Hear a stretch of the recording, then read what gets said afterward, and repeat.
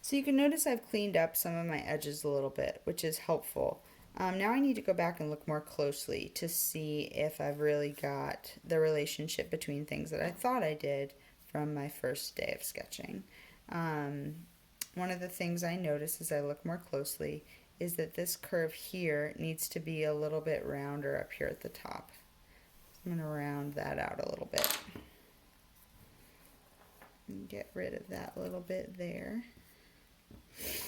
Another thing I noticed is that I forgot this line here. Now, when we're drawing a curlicue, there are some like rules of nature that come into play. There's this edge and there's this edge, and then there are the two edges that run between them. Those two edges that run between them are parallel to each other, so they should always feel like they're going together. This should feel like it comes around and should follow the same path as this down here. So keep that in mind as you're drawing. If something doesn't seem to be making sense in relation to the edge or the parallel line that it's running with, that might mean you need to make an adjustment.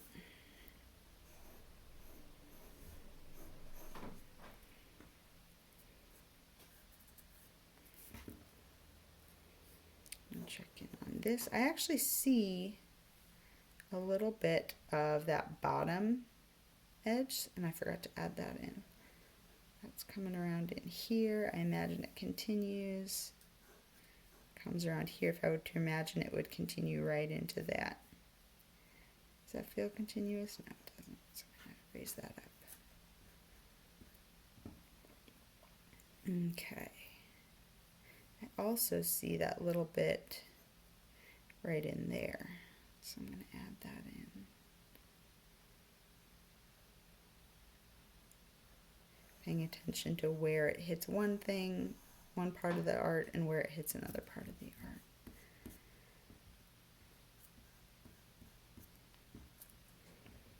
Okay.